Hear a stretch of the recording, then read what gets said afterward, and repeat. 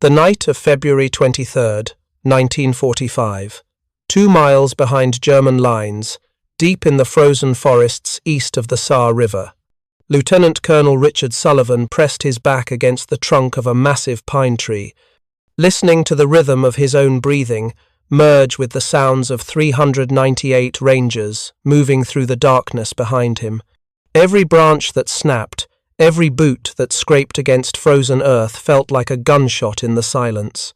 The 5th Ranger Battalion had crossed into enemy territory 90 minutes earlier, penetrating German defensive lines that were supposed to be impenetrable. Their mission was simple on paper: infiltrate 9 miles behind enemy positions, seize the high ground along the Irsch-Zerf road, and hold it for 48 hours while the 10th Armoured Division crossed the Saar River below. But Sullivan knew that nothing about this operation was simple. His men were moving parallel to the German front lines, not perpendicular to them. Every mile they advanced kept them exposed to discovery for another hour.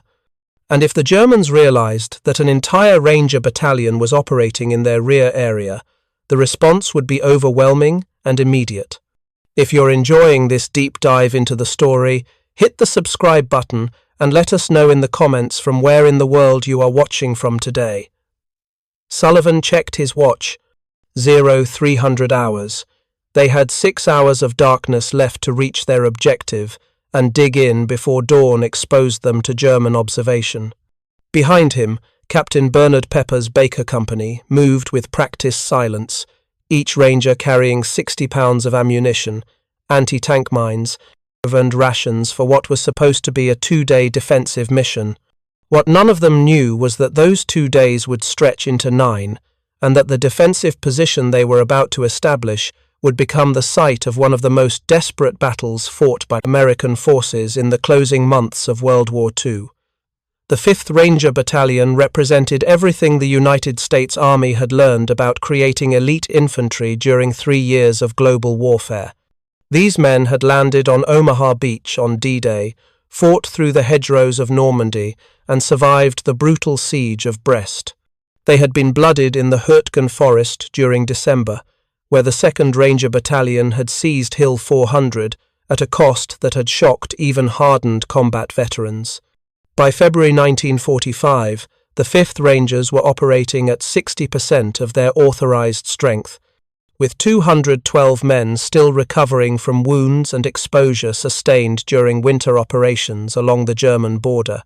The battalion that crossed the Saar River that night consisted of veterans who had been with the unit since its activation at Camp Forest, Tennessee, in September 1943, mixed with carefully selected replacements drawn from rear echelon troops across the 12th Army Group. General Omar Bradley had authorized Sullivan to recruit 50 volunteers from support units, and over 1,000 men had applied for the opportunity to serve with the Rangers. The selection process had been brutal, winnowing that number down to the most physically fit and mentally resilient candidates. But even these carefully chosen replacements lacked the combat experience and unit cohesion that defined Ranger effectiveness.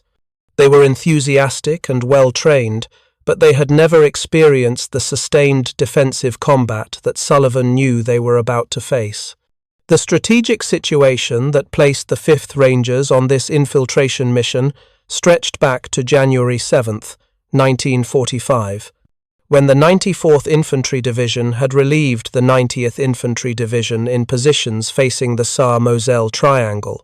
This heavily fortified region represented the southwestern anchor of Germany's Siegfried Line defensive system, a complex network of concrete bunkers, anti-tank obstacles, and interlocking fields of fire that the Germans called the West Wall. For 5 weeks, the 94th Division had fought to penetrate these defences, suffering over 1,000 casualties while advancing barely 3 miles. The fighting had been brutal and methodical, a return to the grinding attrition warfare that characterized World War I rather than the mobile operations that had dominated the previous summer's campaigns across France. By mid-February, Lieutenant General Walton Walker's 20th Corps had finally breached the Siegfried Switch Line and opened a narrow corridor toward the Saar River itself. But German defenders still controlled the high ground east of the river, particularly the plateau between the villages of Irsch and Zerf. This 2-mile stretch of elevated terrain dominated 4 separate valleys and controlled the primary road network that German forces would need to use, either to reinforce their defensive positions or to conduct an orderly withdrawal when American pressure became unsustainable. Walker understood that seizing this ground would accomplish 2 critical objectives. It would prevent German forces from launching counterattacks against American units crossing the Saar, and it would block the best route for enemy forces attempting to escape encirclement. The conventional approach would have been to advance with overwhelming force, using multiple infantry regiments, supported by armour and artillery, to systematically clear German positions along the river and then drive inland towards Zerf. But Walker faced constraints that made conventional operations problematic. The Battle of the Bulge had ended only weeks earlier, and American units across the European theatre were still recovering from the casualties and equipment losses sustained during that desperate winter campaign. The 94th Division was exhausted from weeks of sustained combat. The 10th, Armoured Division had just arrived in the sector and needed time to position its tanks and establish supply lines for a river crossing operation. Most critically, German forces were aware that American attacks were imminent and had reinforced their positions along the most obvious approach routes. Sullivan's infiltration mission represented an elegant solution to these constraints. Instead of attacking the German defensive line from the front, his Rangers would bypass those positions entirely, moving through gaps that German planners had assumed were too difficult for organized units to exploit. Once established on the Irsch-Zerf plateau, the Rangers would become an anvil against which the 94th Division and 10th Armoured Division could hammer German forces attempting to retreat or reinforce. The operation required stealth, speed, and the ability to operate without support for at least 48 hours, while conventional American forces fought their way forward to establish contact. It was exactly the type of mission that Ranger battalions had been created to execute. But the plan also contained assumptions that would prove catastrophically wrong. American intelligence estimated that German forces in the sector consisted primarily of second-line infantry units, Volksgrenadier divisions composed of overage soldiers and young conscripts with minimal training and questionable motivation. Intelligence reports suggested that German morale was cracking after months of continuous retreat, and that resistance would be sporadic rather than organized. Most critically, planners assumed that German commanders would be slow to recognize the Ranger penetration and slower still to organize a coordinated response. These assumptions were based on accurate assessments of German capabilities elsewhere along the front, but they failed to account for one crucial factor: the specific enemy units defending the Irsch-Zerf sector. The German forces that the Rangers were about to encounter included elements of the 136th Infantry Regiment, 2nd Mountain Division. This was not a makeshift Volksgrenadier formation scraped together from training depots and convalescent hospitals. The 2nd Mountain Division had fought in Poland, Norway, and Finland before being transferred to the Western Front. These were soldiers who had conducted winter operations in conditions that made the Ardennes look temperate by comparison. They were trained in mountain warfare techniques that emphasized small unit tactics, night fighting, and the aggressive defense of key terrain, and they had been specifically ordered to hold the Irsch-Zerf plateau to the last man, because German commanders understood that losing this ground would unravel their entire defensive position along the Saar. Captain Charles Parker's able company led the Ranger column as it climbed the Hockerberg, a nearly vertical hill that required the men to advance on hands and knees through frozen undergrowth. Parker had been with the 5th Rangers since D-Day, landing on Omaha Beach in the second wave and fighting his way inland when the entire invasion seemed on the verge of collapse. He had learned that Ranger operations succeeded not through superior numbers or firepower, but through speed, surprise, and the willingness to accept risks that conventional units would consider suicidal. As his company crested the Hockerberg at 0430 hours, Parker reported back to Sullivan that they had encountered no German resistance and that the route forward appeared clear. It was the last piece of good news the Rangers would receive for the next 9 days. The column moved through the village of Baldringen at 0600 hours, advancing in 2 parallel files that allowed for rapid response if they encountered enemy positions.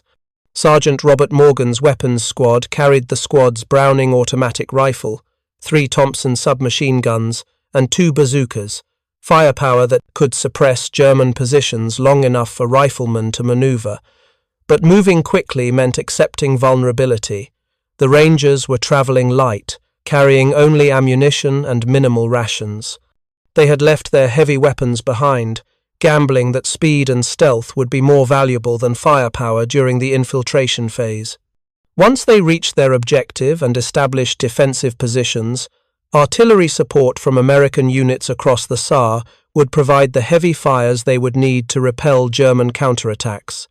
At 0700 hours, with dawn beginning to lighten the eastern sky, the lead elements of Baker Company stumbled into a German strongpoint that intelligence had failed to identify.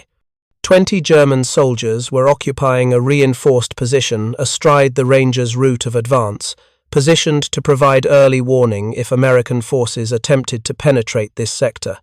The brief firefight that erupted demonstrated both the tactical skill of the Rangers and the terrible vulnerability of their situation.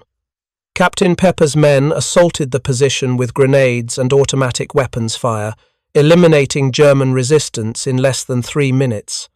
But the survivors surrendered rather than fighting to the death, and their interrogation revealed information that transformed Sullivan's understanding of what his battalion was about to face. The prisoners were from the 136th Regiment, 2nd Mountain Division. They reported that their unit had recently been badly mauled in the Colmar Pocket, but had been rebuilt to nearly 4,000 men before being assigned to defend the Saar sector. German commanders had ordered them to hold their positions regardless of American pressure, with explicit instructions that retreat without authorization would be treated as desertion.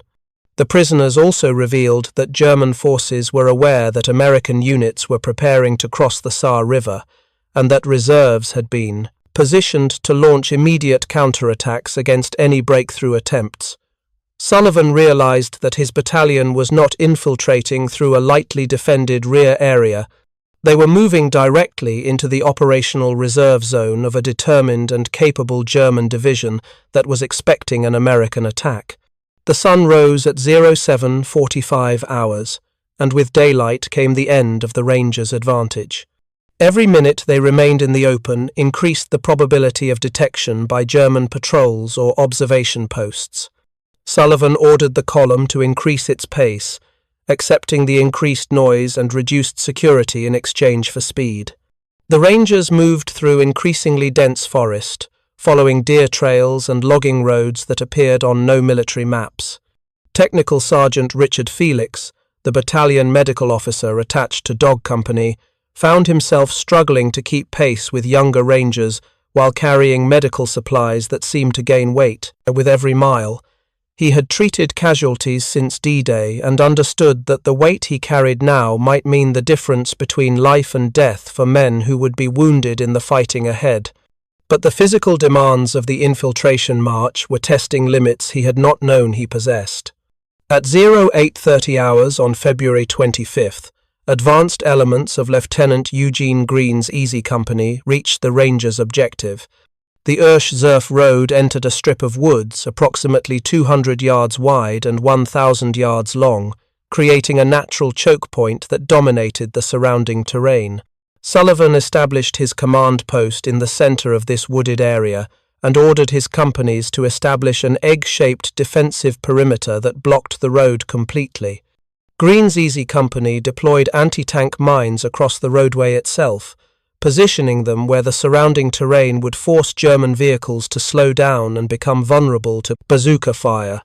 The mines were American M1A1 anti-tank devices, each containing 8 pounds of TNT powerful enough to destroy the heaviest German tanks if they detonated under the vehicle's tracks or belly armor. Baker Company established positions covering the western approach to the roadblock, the direction from which German reinforcements would most likely attack. Charlie Company covered the eastern approaches, prepared to engage enemy forces attempting to retreat from positions along the Saar River. Dog, Easy, and Fox companies formed the center of the defensive perimeter, occupying positions that allowed them to provide mutual support and reinforce threatened sectors. Sullivan's headquarters personnel established a command post in a cluster of farm buildings near the center of the position, co-locating with the battalion's limited medical facilities and ammunition reserves. The entire defensive layout measured 200 yards wide and 1,000 yards long, a narrow strip of terrain that the Rangers would have to defend against attacks from multiple directions simultaneously. The Rangers had been digging in for less than 30 minutes when a German self-propelled gun appeared on the road from the west, moving at moderate speed toward their position. The vehicle was a Sturmgeschütz assault gun, essentially a tank destroyer mounting a 75mm cannon on a modified tank chassis. Its crew had no idea that American forces were operating this far behind German lines, and they drove directly into Easy Company's position without taking defensive precautions. The moment the German crew spotted the Rangers, they abandoned their vehicle and fled into the surrounding forest before anyone could engage them with small arms fire. Ranger bazooka teams attempted to destroy the abandoned assault gun, but their shaped charge warheads failed to penetrate its frontal armor. Eventually, Rangers poured gasoline over the vehicle and set it ablaze, eliminating it, as a potential threat if its crew attempted to return and remount. Sullivan understood that the abandoned assault gun represented the end of operational surprise. German commanders would soon realize that their self-propelled gun had been lost to enemy action rather than mechanical failure, and they would begin searching for the American force responsible. The Rangers had perhaps 2 hours before organized German counterattacks began developing against their position. Sullivan used that time to refine his defensive preparations, positioning his limited anti-tank weapons to cover the most likely approaches and ensuring that each rifle squad understood its sector of responsibility. The battalion had brought approximately 40 rounds per man for their M1 Garand rifles, a generous basic load that reflected the defensive nature of their mission. Browning automatic rifle gunners carried 12 20-round magazines each, while Thompson submachine gun operators had been issued 8 30-round magazines. It was enough ammunition for sustained defensive combat, but only if the Rangers could maintain fire discipline and avoid wasting rounds on suppressive fire or speculative targets. The first German artillery shells began falling on the Ranger position at noon on February 25th. The bombardment was exploratory rather than systematic, German gunners firing single rounds at suspected American locations to identify occupied positions and register accurate coordinates for future fire missions. Sullivan ordered his men to remain under cover and avoid returning fire, understanding that muzzle flashes or movement would reveal defensive positions that were currently concealed by the forest canopy. The psychological strain of remaining motionless while high explosive shells detonated nearby tested even experienced Rangers. Private First Class Julian Hanahan, a replacement who had joined the battalion only weeks earlier, found himself gripping his rifle so tightly that his hands cramped. He had trained for this moment at Camp Forest, but training had not prepared him for the overwhelming sensory assault of modern artillery fire or the terrible knowledge that he was completely helpless to defend himself against weapons he could not even see. By late afternoon, German infantry began probing the Ranger perimeter in company strength. These were not disorganized attacks by demoralized conscripts. The German mountain troops moved with tactical skill, using terrain and vegetation to mask their approach until they were within grenade range of American positions. They employed fire and movement techniques that demonstrated professional competence, with some squads providing covering fire while others bounded forward toward the Ranger defensive line. Baker Company's positions received the heaviest pressure, with German soldiers working their way to within 50 yards of Captain Pepper's command post before concentrated rifle fire forced them to withdraw. The brief engagement cost the Germans approximately 20 casualties, soldiers who were left lying in the open where they had fallen because their comrades lacked the strength to recover the bodies under American fire. Sullivan coordinated artillery support from batteries of the 284th Field Artillery Battalion, 105mm howitzers positioned across the Saar River in support of the 94th Infantry Division's operations. The artillery forward observer attached to the Ranger Battalion, Lieutenant James Gambosi, called in fire missions with practiced precision, walking high-explosive shells across suspected German assembly areas and communication routes. Each fire mission required careful coordination to ensure that American shells landed far enough from friendly positions to avoid casualties from short rounds, but close enough to disrupt German attack preparations.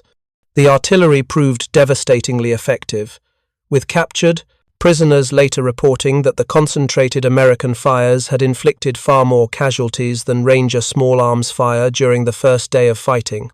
As darkness fell on February 25th, Sullivan assessed his battalion's situation with growing concern.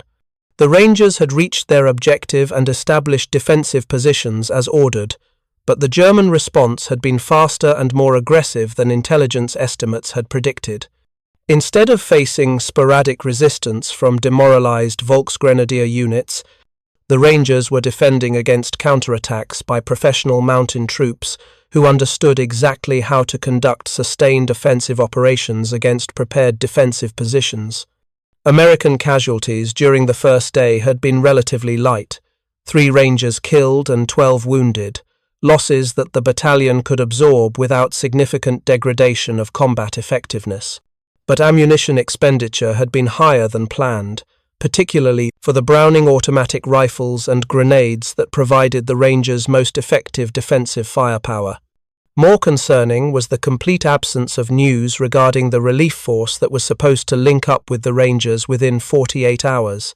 The 10th Armoured Division had been scheduled to cross the Saar River and advance toward Irsch by the evening of February 26th, establishing contact with the Ranger position and allowing Sullivan's battalion to be withdrawn from their exposed position behind German lines. But radio communications with units across the Saar River revealed that the armoured crossing operation had been delayed by German resistance and by the difficulty of transporting heavy tanks across a river that was running high with winter. Snowmelt. The 94th Infantry Division's advance toward the Rangers' position had stalled completely when German counterattacks forced American infantry back from positions they had captured earlier in the day. Sullivan realized that his 48-hour mission might extend considerably longer than anyone had anticipated. Technical Sergeant Felix established a battalion aid station in one of the farm buildings near Sullivan's command post, organizing his limited medical supplies to treat casualties that he knew would increase dramatically as German attacks intensified. He had bandages, sulfur drugs to prevent infection, and morphine syrettes to manage pain for seriously wounded men. What he lacked was any capability to evacuate wounded Rangers to rear area hospitals, where they could receive surgical treatment for serious injuries. Every casualty the battalion sustained would remain at the aid station, consuming medical supplies and requiring care that would divert personnel from defensive duties. Felix understood that his aid station might become overwhelmed if German attacks produced mass casualty events, but there was nothing he could do except prepare for that eventuality and hope that relief arrived before his supplies ran out. The German attacks intensified during the night of February 25th to 26th. Sullivan could hear enemy forces moving through the darkness beyond his perimeter, the sounds of equipment being positioned and commands being issued in German suggesting that a major assault was being prepared. The Rangers had spent the afternoon improving their defensive positions, digging foxholes deeper into the frozen ground and constructing overhead cover from logs and earth that would provide some protection against artillery fragments. Each fighting position had been sited to provide interlocking fields of fire with adjacent positions, creating a defensive network that would force attacking German infantry to advance through multiple zones of concentrated firepower. Ranger squad leaders had walked their sectors during daylight, identifying terrain features and vegetation that could provide concealment for infiltrators and ensuring that their men understood where to focus their attention during night operations. At 0300 hours on February 26th, German forces launched a coordinated assault against the Ranger perimeter with approximately 400 men attacking from the west. The assault began with a brief but intense mortar barrage that walked across American positions with disturbing accuracy, suggesting that German observers had spent the previous day carefully plotting Ranger defensive locations. The mortar fire forced Rangers to take cover in their foxholes, limiting their ability to observe the battlefield and respond to approaching enemy infantry. When the mortars lifted, German soldiers were already within assault range of Baker Company's positions, emerging from the darkness with the disciplined coordination that characterized mountain troop operations. Captain Pepper coordinated his company's defensive fire with the calm precision that had kept him alive through 11 months of continuous combat. His men opened fire at ranges where they could actually see targets illuminated by muzzle flashes and the occasional illumination round fired by American artillery. The M1 Garand rifles proved their worth in sustained defensive combat, each rifleman firing carefully aimed 8-round clips, while Browning automatic rifle gunners provided suppressive fire against German soldiers attempting to find covered routes toward the American line. The distinctive ping of empty Garand clips being ejected marked the rhythm of the firefight, a sound that every American soldier recognized and that German troops had learned meant a momentary pause in defensive fire while the riflemen reloaded. The German assault achieved local penetrations, where concentrated enemy fire suppressed individual Ranger positions long enough for follow-on troops to advance. Sullivan monitored the battle through radio reports from his company commanders, maintaining a mental picture of the tactical situation that allowed him to identify critical moments when reserves needed to be committed or artillery fires needed to be shifted. When Baker Company reported that German troops had penetrated their perimeter near the western edge of the defensive position, Sullivan ordered Fox Company to counterattack with a reinforced platoon, using grenades and automatic weapons to clear the penetration before German reinforcements could exploit the breach. The counterattack succeeded, but it cost Fox Company 8 casualties, including 2 Rangers killed when German soldiers fought with desperate determination to hold the positions they had captured. By 0500 hours, the German assault had been repulsed with heavy enemy casualties. Ranger patrols moving into the contested area after dawn counted over 80 German bodies within 100 yards of Baker Company's defensive line, evidence of the effectiveness of American defensive fires. But the Rangers had also suffered, with Baker Company alone, reporting 17 casualties from the night's fighting. Captain Pepper's company's strength had been reduced to fewer than 50 effectives, stretching his defensive line dangerously thin and limiting his ability to respond to future German attacks. Sullivan knew that he could not afford many more nights like this one. His battalion was designed for short-duration raids and reconnaissance missions, not for sustained defensive combat against numerically superior forces. Unless relief arrived within the next 24 hours, the Rangers would be forced to choose between abandoning their position or accepting casualties that would eventually render the battalion combat ineffective. The morning of February 26th brought no relief, but did bring aerial resupply. Artillery spotter aircraft from the 94th Infantry Division attempted to drop ammunition and medical supplies into the Ranger perimeter, flying at treetop level to avoid German anti-aircraft fire. The delivery method was crude. Supplies were bundled in canvas bags and simply pushed out of the aircraft while it flew over the Ranger position. German machine gunners engaged the aircraft during its supply runs, forcing the pilot to maneuver violently and preventing accurate delivery of the desperately needed supplies. Most of the bundles landed outside the Ranger perimeter, where they were either destroyed by German fire or captured by enemy troops. The few bundles that landed within American lines were often too damaged to be useful, with ammunition cans crushed by impact and medical supplies scattered across the frozen ground. The prisoner count provided some encouragement. By midday on February 26th, the Rangers had captured nearly 200 German soldiers, most of them young Austrians who had been conscripted into the 2nd Mountain Division but who lacked enthusiasm for continuing a war that was clearly lost. Interrogation revealed that many of these soldiers were recent replacements brought in to rebuild the division after it had been decimated during the Colmar pocket fighting.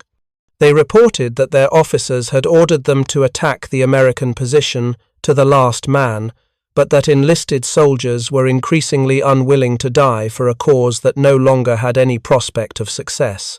The information provided some insight into German morale, but it also revealed a disturbing fact.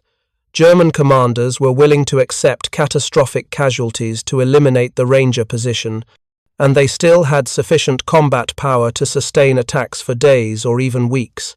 Technical Sergeant Felix found himself treating wounded Rangers in conditions that would have been unacceptable in any normal medical facility.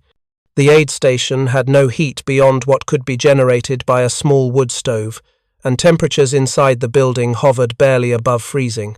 Wounded men lay on the floor wrapped in blankets, waiting for morphine to reduce their pain to tolerable levels, while Felix and his medical assistants worked to stabilize the most serious casualties.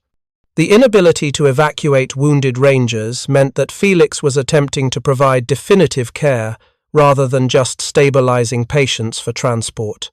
He cleaned and sutured wounds, administered sulfur drugs to prevent infection, and monitored casualties for signs of shock or internal bleeding that would require intervention beyond his limited capabilities.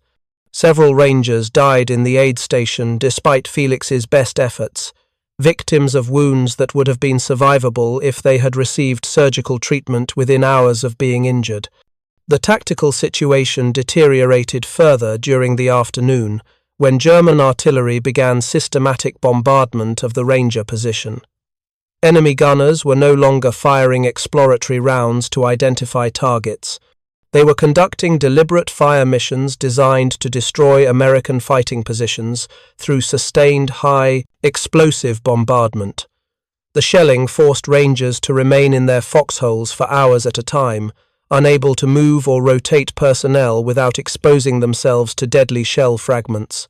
The psychological strain was immense, particularly for replacements who had never experienced sustained artillery fire. Private First Class Hanahan found himself counting seconds between shell impacts, trying to predict when the next round would arrive and whether it would land close enough to collapse his foxhole. The anticipation was almost worse than the actual explosions, a sustained psychological assault that eroded morale and combat effectiveness even when it failed to inflict physical casualties.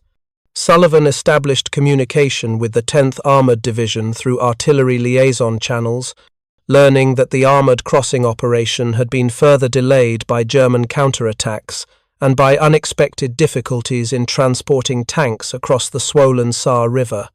The division promised to attempt a relief operation within 48 hours, but Sullivan understood that promises meant little in fluid combat situations where tactical developments could invalidate plans within minutes.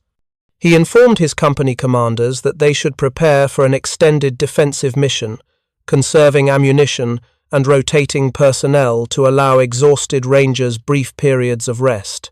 The 48-hour roadblock mission had already stretched to 3 days, and Sullivan saw no indication that relief would arrive before German attacks either overwhelmed his position or inflicted casualties that rendered further defense impossible. The night of February 26th to 27th marked the beginning of the most intense phase of German efforts to eliminate the Ranger position. Enemy forces had spent the daylight hours massing troops and ammunition for a coordinated assault that would involve simultaneous attacks from multiple directions.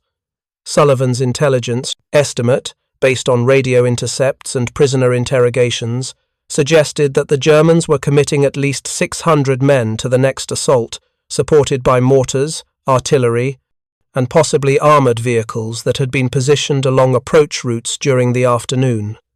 The Rangers had no reserves left to commit.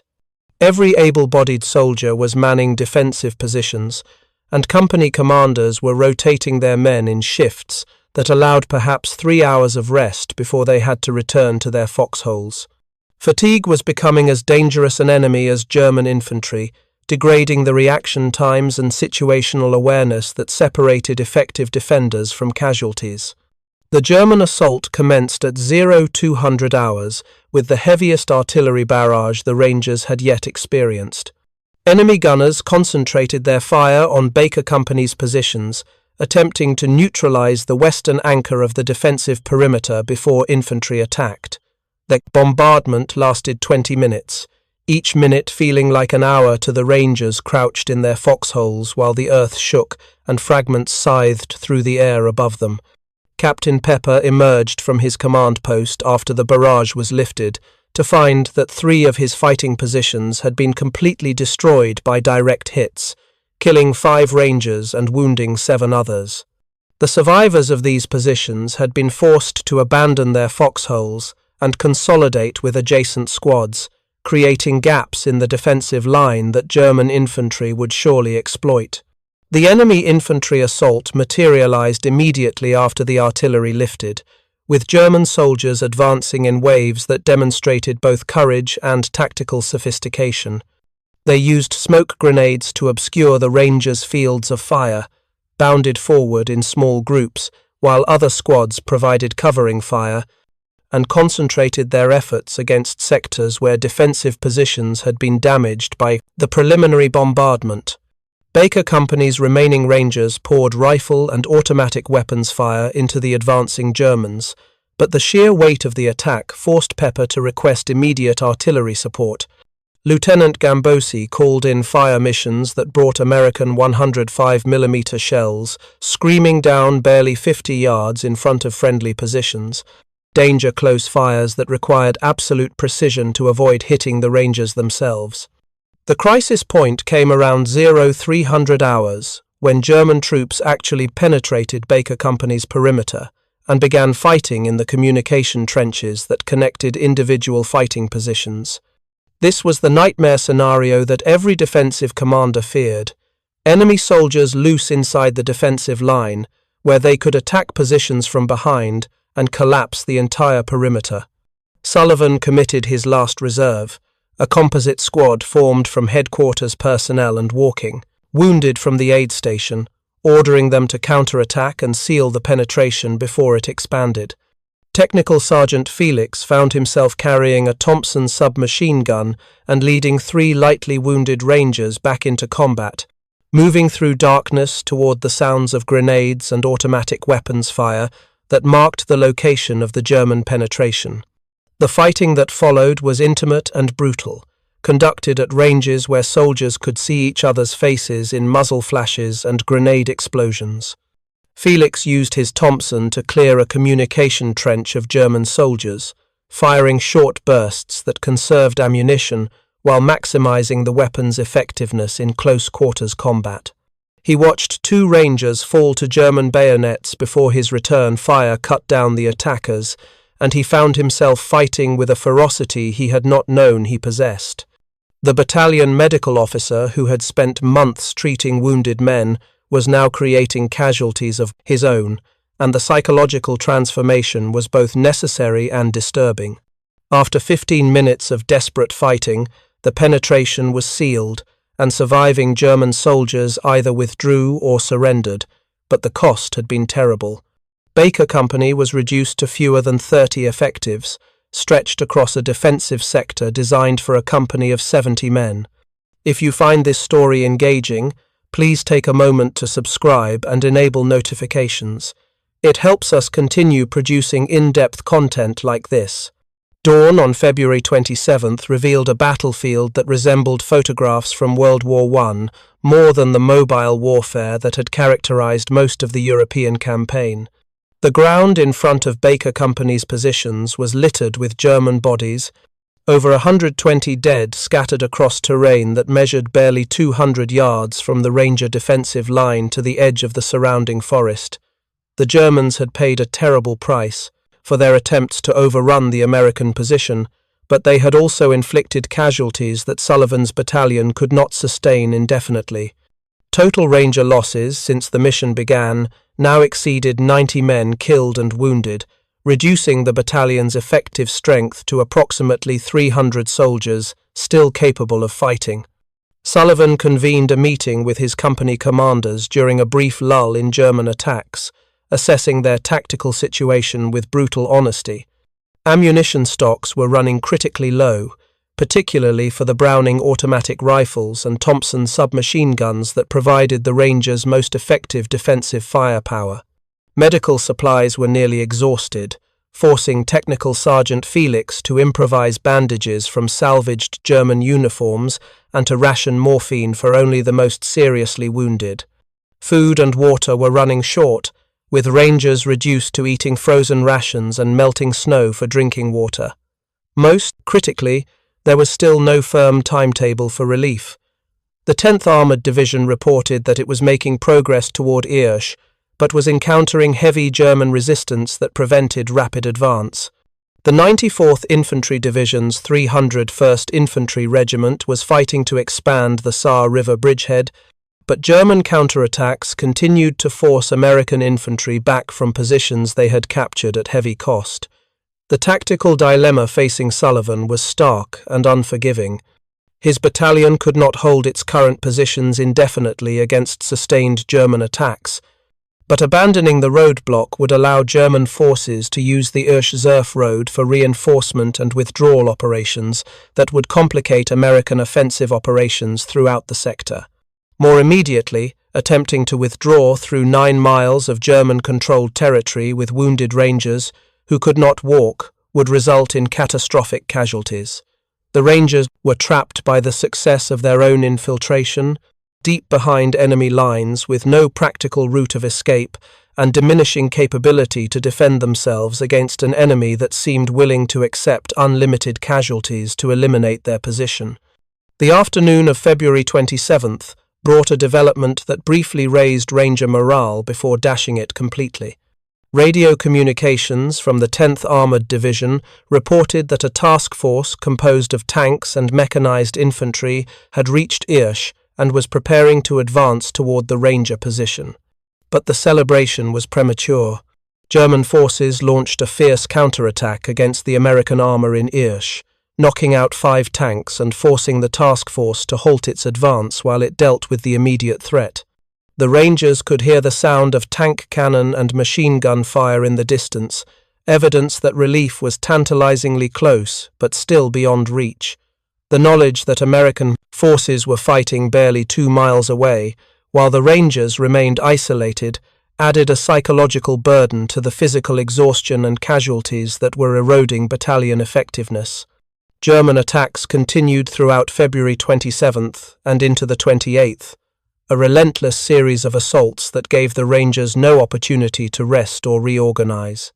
Enemy tactics evolved as German commanders adapted to American defensive techniques, employing infiltration squads to probe for weak points rather than launching massed assaults that had proven so costly.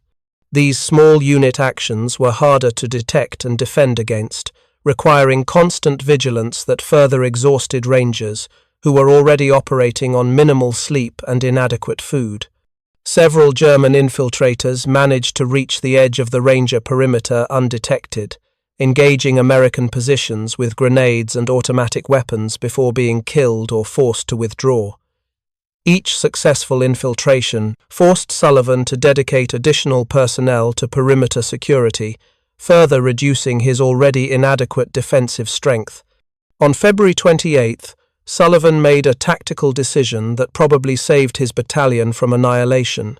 During a brief lull in German attacks, he ordered his companies to abandon their current positions and withdraw to higher ground approximately 500 yards to the south. The new position offered better observation of approaching enemy forces and more defensible terrain, with steep slopes that would force German attackers to advance uphill under American fire. The movement was conducted during daylight, a calculated risk that exposed Rangers to potential German artillery fire, but allowed for rapid repositioning before enemy forces could react.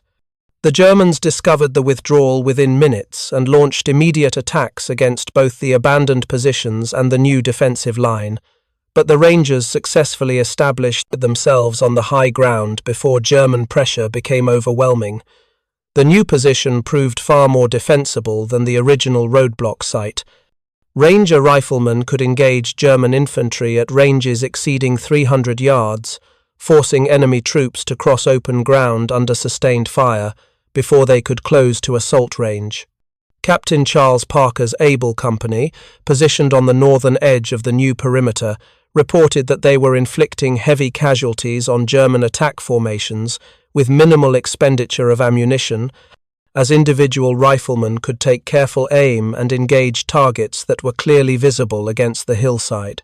The tactical advantage of elevated firing positions partially offset the Rangers' numerical inferiority, allowing fewer defenders to cover more ground with greater effectiveness.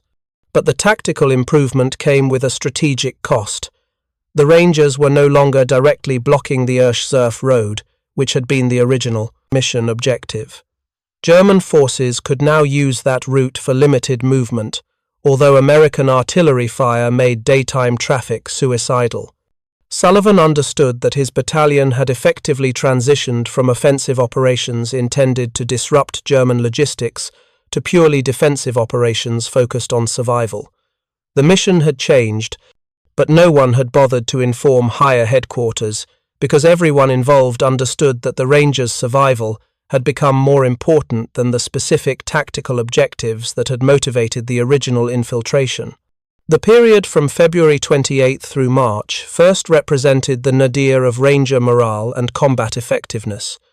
German attacks intensified even as the battalion's capability to resist them deteriorated. Casualties continued to mount, with Baker Company reduced to a single officer and 24 men, while Fox Company reported only 2 officers and 18 men still capable of fighting. Technical. Sergeant Felix's aid station was overwhelmed with wounded Rangers who required care that exceeded his diminishing medical supplies. Several wounded men died from infections that antibiotics would have prevented, and Felix found himself making triage decisions that would haunt him for decades afterward, choosing which casualties would receive the limited morphine and bandages available, while others would have to endure their pain with minimal medical intervention. Private First Class Hanahan, the replacement who had joined the battalion weeks earlier, found himself commanding a rifle squad after his sergeant was killed by German artillery fire. The rapid promotion from private to acting squad leader would have been remarkable under normal circumstances. But in the desperate fighting around Zerf, it was simply another adaptation to the attrition that was destroying the battalion's leadership structure. Hanahan discovered reserves of competence and courage he had not known he possessed, leading his 9 men through firefights and coordinating their defensive fires with adjacent positions. His evolution from frightened replacement to combat leader represented the transformation that sustained defensive combat produced in soldiers who survived their first major engagement, a psychological hardening that separated veterans from casualties waiting to happen. On March 1st, German forces launched a coordinated assault involving approximately 400 men, attacking from both sides of the Ranger perimeter simultaneously. The 2-pronged attack forced Sullivan to commit every available soldier to defensive positions, including wounded Rangers who were capable of holding rifles despite their injuries. The battle reached its peak intensity around mid-morning when German troops penetrated the southern edge of the defensive perimeter and seized 5 concrete pillboxes that had been constructed by German engineers weeks earlier, but abandoned when American forces crossed the Tektov, Saar River. The captured pillboxes provided German infantry with protected positions from which they could deliver fire against the Ranger defensive line, threatening to collapse the entire southern sector of the perimeter.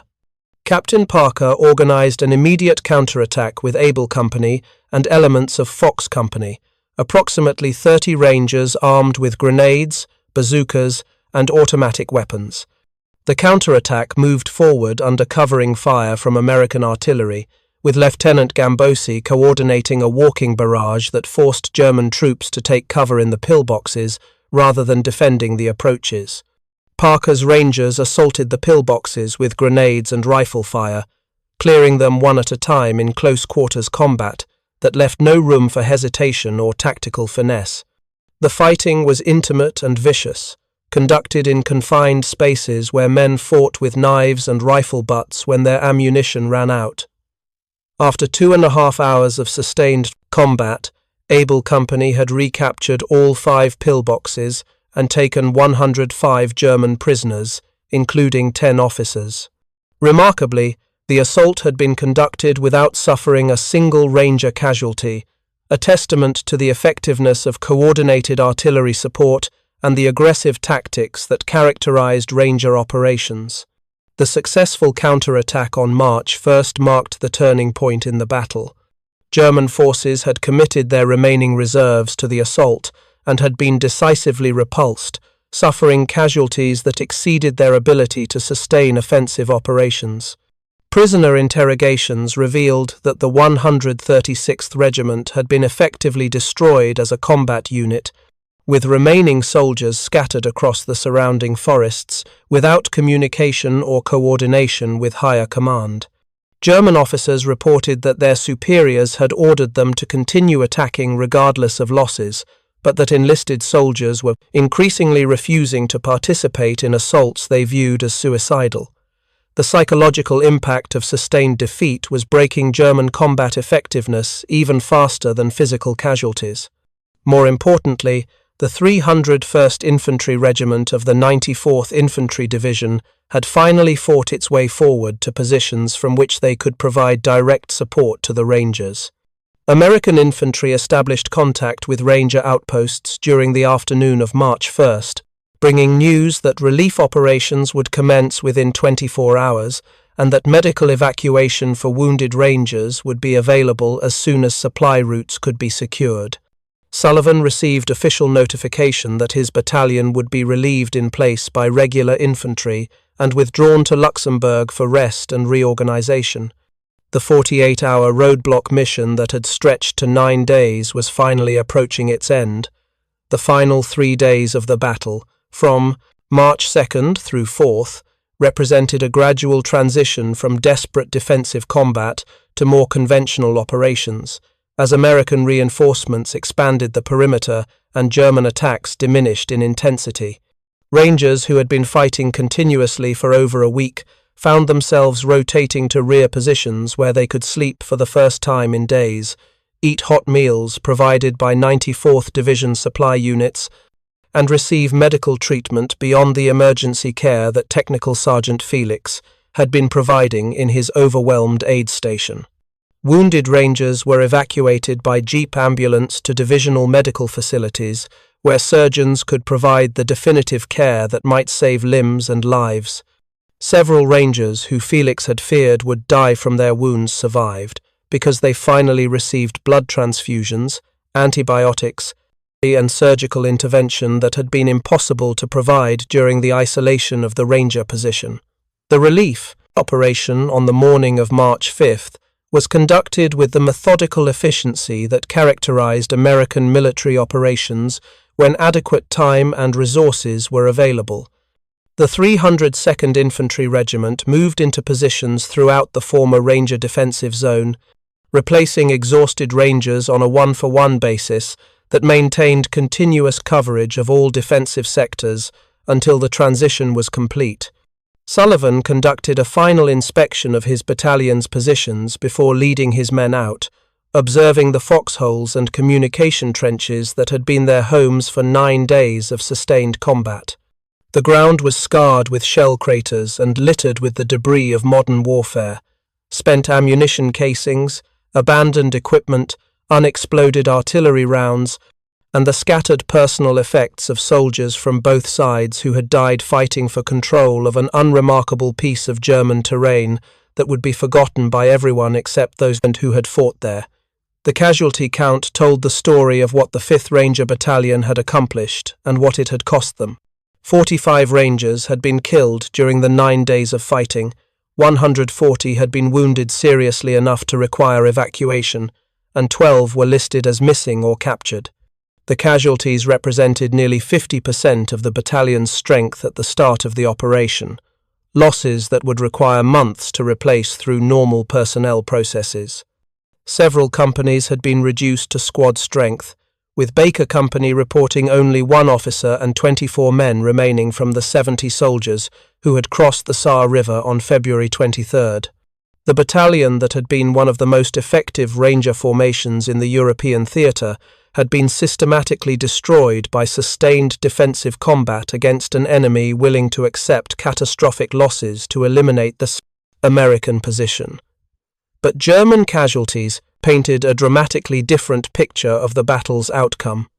Intelligence estimates based on prisoner interrogations, body counts, and captured documents suggested that the 136th Regiment of the 2nd Mountain Division had suffered approximately 378 soldiers killed by American artillery fire, 550 wounded, and 562 captured. Additional German casualties from small arms fire, mines, and grenades brought the total enemy losses to over 1,500 soldiers, effectively eliminating the regiment as an effective combat formation. The Rangers had also captured approximately 700 German prisoners during the 9 days of fighting, enemy soldiers who provided valuable intelligence about German defensive plans and morale.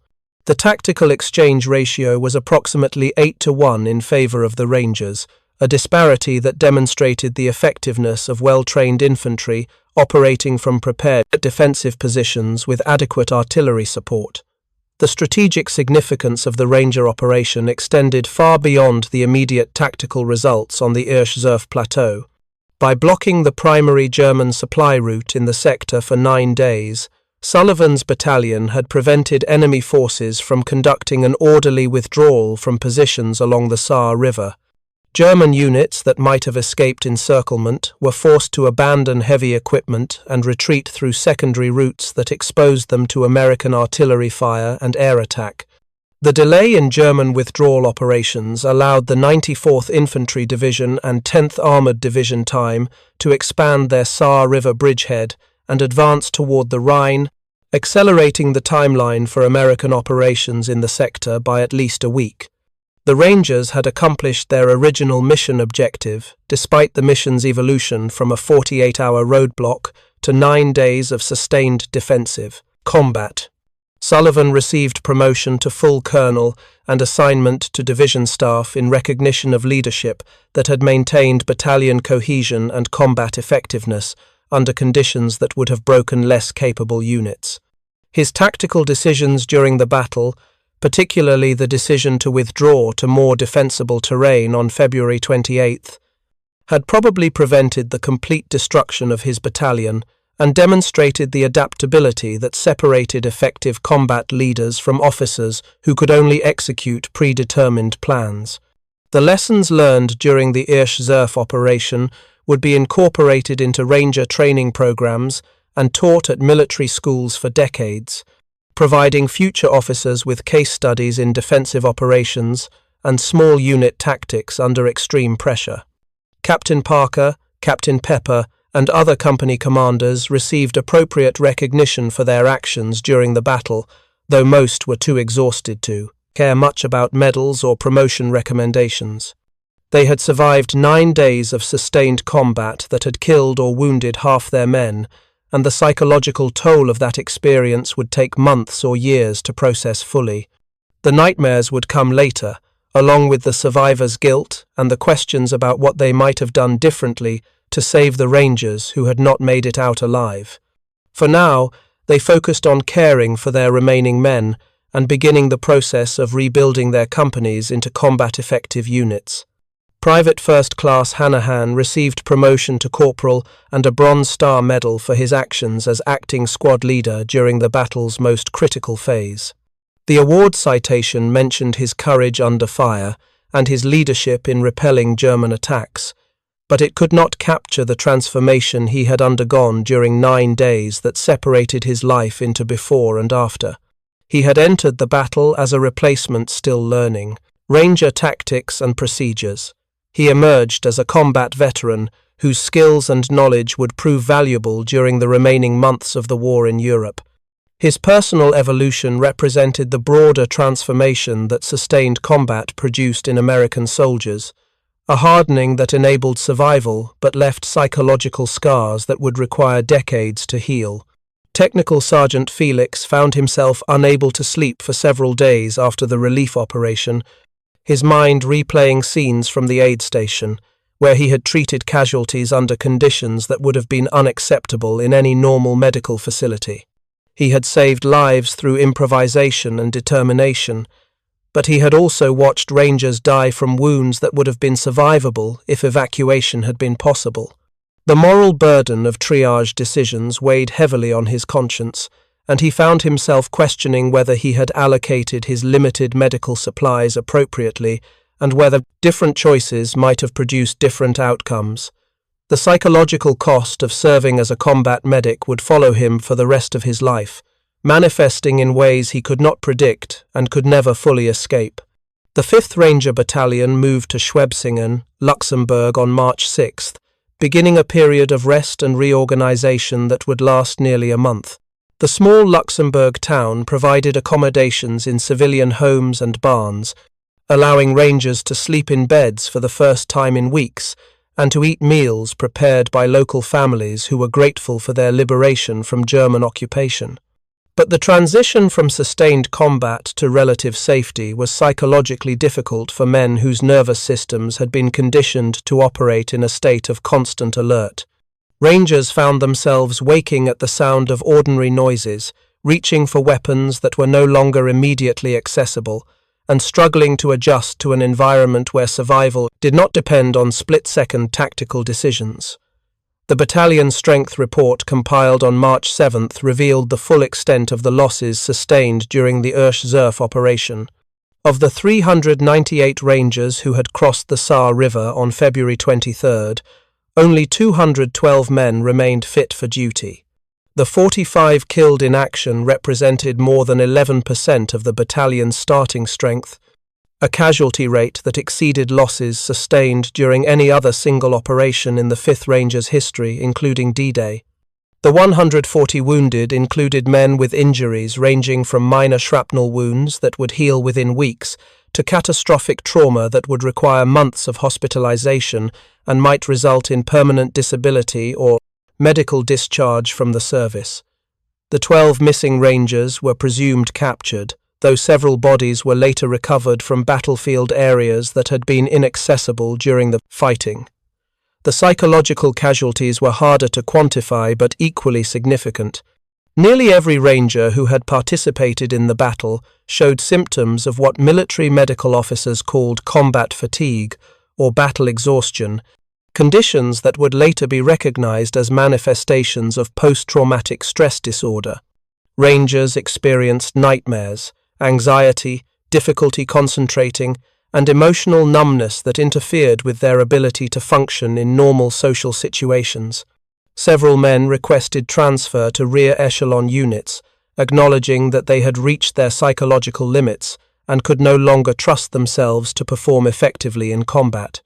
These requests were handled discreetly, with transfers arranged to positions where the Rangers' combat experience could be valuable without requiring them to return to frontline infantry duty. The process of rebuilding the battalion began immediately, with personnel officers working to identify suitable replacements from units across the European theatre. General Omar Bradley's authorization to recruit volunteers from rear echelon troops was renewed, and once again applications far exceeded available positions. But the quality of replacements had declined noticeably since the previous recruiting cycle. Many of the most motivated and capable soldiers had already volunteered for Ranger service or been killed in the fighting that had characterized the winter campaign. The new replacements included many soldiers who were volunteering for Ranger duty to escape boring assignments rather than seeking the challenge of elite infantry service. Training these soldiers to Ranger standards would require months of intensive instruction, and Sullivan understood that his battalion would not regain full combat effectiveness until late spring at the earliest.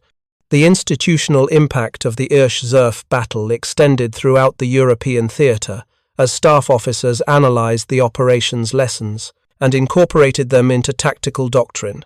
The battle demonstrated that Ranger battalions, despite their elite training and high motivation, were not designed for sustained defensive operations against numerically superior enemy forces. Rangers excelled at short-duration raids, reconnaissance missions, and assault operations, where their superior training and aggressive tactics could produce decisive results before the enemy could respond effectively. But prolonged defensive combat degraded Ranger effectiveness more rapidly than conventional infantry because Ranger units lacked the depth and redundancy that allowed standard infantry divisions to absorb casualties without losing combat capability. Military planners recognized that the Irsch-Zerf operation had succeeded despite violating fundamental principles of Ranger employment rather than because of adherence to those principles. Sullivan's battalion had been asked to execute a 48-hour mission that stretched to 9 days, operate 9 miles behind enemy lines without prospect of rapid reinforcement, and defend static positions against sustained attacks by professional enemy forces. The fact that the Rangers had accomplished these objectives was a testament to their training and determination, but it did not validate the decision to employ them in this manner. Future operations would emphasize the importance of realistic mission planning, adequate support for special operations forces, and prompt relief of elite units once they had accomplished their assigned objectives. The broader strategic context of the Irsch-Zerf operation became clear as American forces exploited the Saar River crossing and drove toward the Rhine during March 1945. The 94th Infantry Division, supported by the 10th Armored Division, advanced rapidly through territory that German forces had been forced to abandon when the Ranger roadblock prevented orderly withdrawal. American units captured thousands of German prisoners who reported that their defensive positions had become untenable when supply routes were interdicted and reinforcements could not reach threatened sectors.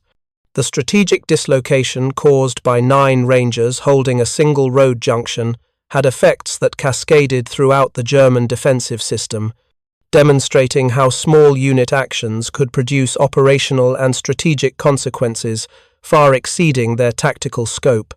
The Rhine River was reached by the 94th Division on March 21st, completing the campaign that had begun with the Saar River crossing in late February.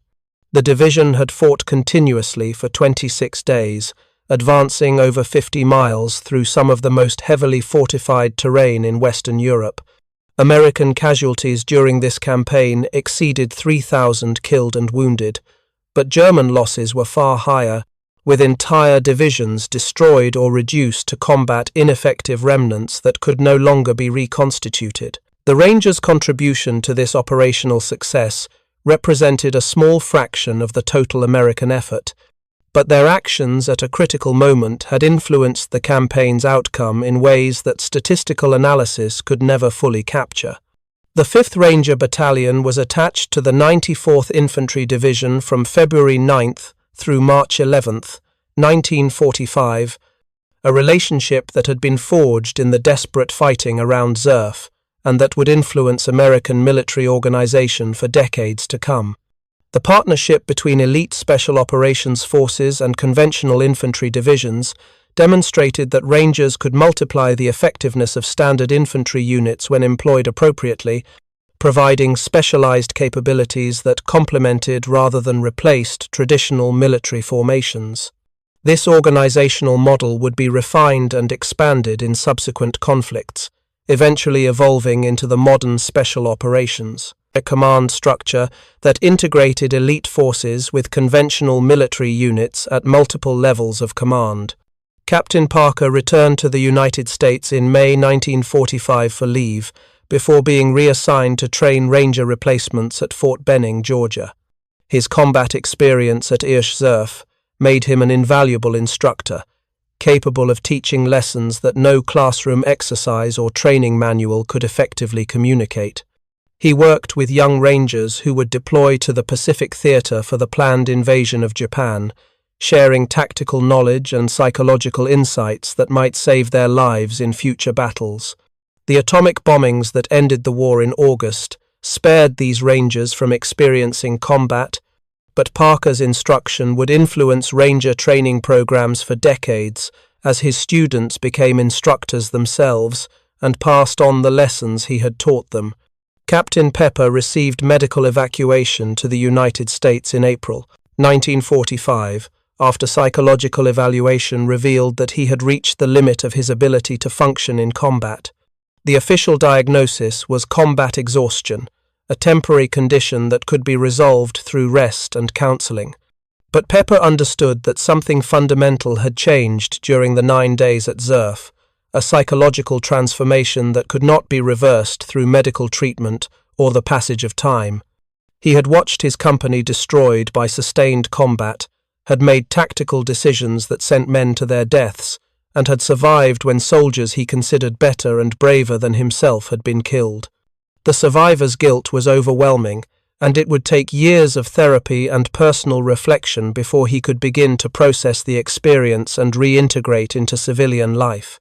Private First Class Hanahan remained with the 5th Rangers until the end of the war in Europe, participating in occupation duties and military government operations that were remarkably boring compared to combat operations. He found himself missing the intensity and clarity of purpose that had defined life during the Irsch-Zerf battle, even as he recognized that this nostalgia was deeply problematic.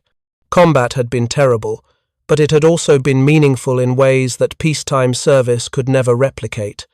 The camaraderie of shared danger, the satisfaction of successfully completing difficult missions, and the simple moral clarity of fighting against Nazi Germany had provided psychological rewards that civilian life struggled to match. This phenomenon, common among combat veterans returning to peacetime society, would complicate Hanahan's transition to civilian life and influence his personal relationships for decades. Technical Sergeant Felix compiled a detailed medical report on the Irish Zerf operation, documenting the casualties he had treated and the medical procedures he had performed under field conditions. His report became a case study in combat medicine, analyzed by military medical schools, and used to improve training for combat medics deploying to future conflicts. Felix's experience demonstrated both the capabilities and limitations of forward medical care, showing what could be accomplished by skilled medical personnel with minimal equipment, while also highlighting the critical importance of rapid evacuation for seriously wounded soldiers.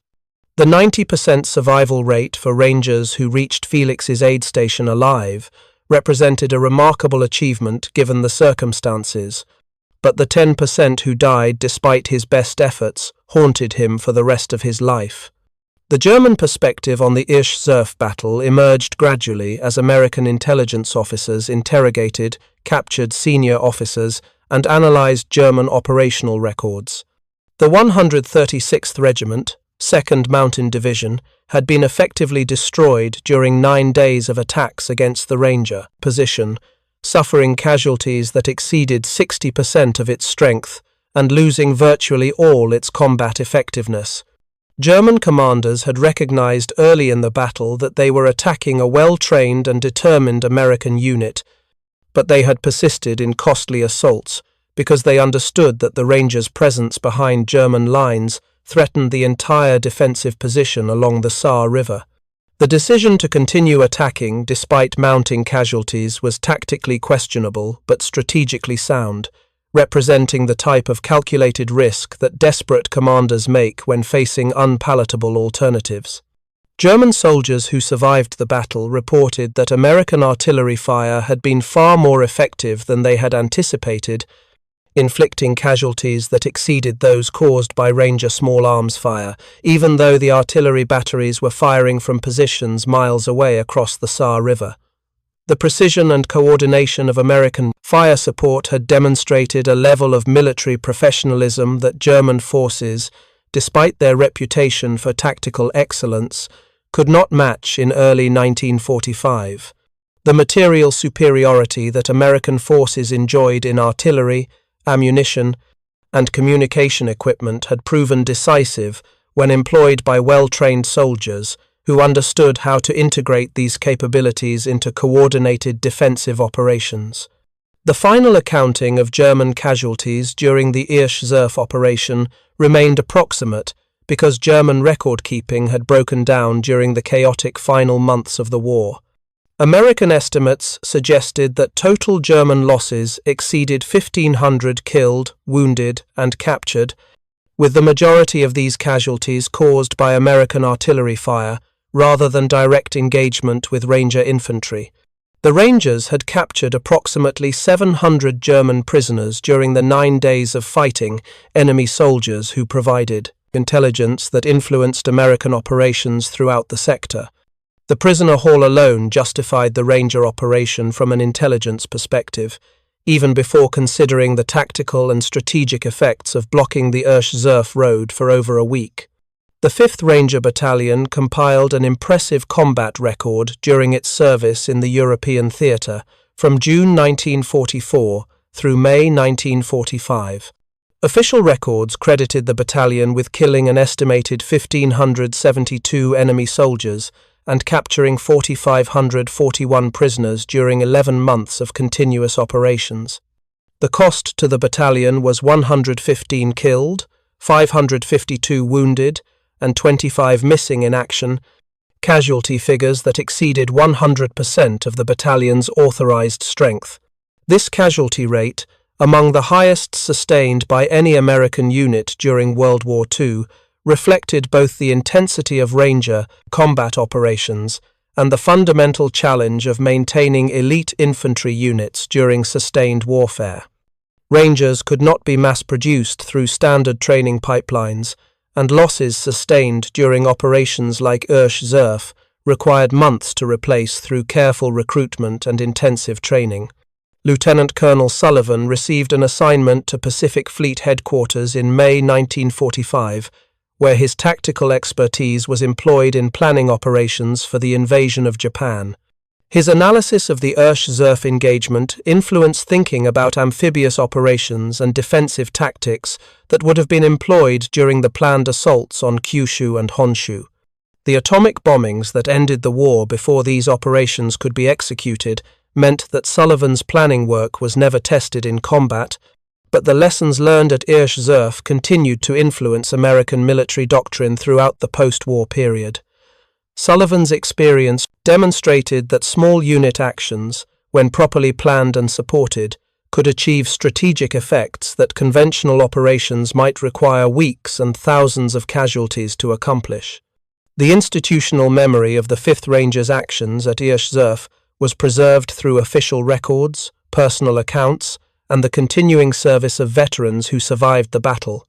But the full significance of what had been accomplished during those 9 days in February and March 1945 was not immediately apparent to most participants.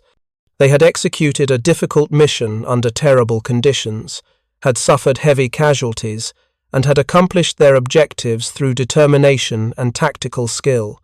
The fact that their actions had influenced operations throughout the sector and had contributed to the rapid American advance to the Rhine was satisfying but abstract, difficult to connect to the immediate reality of foxholes and firefights and wounded comrades who would never fully recover from their injuries.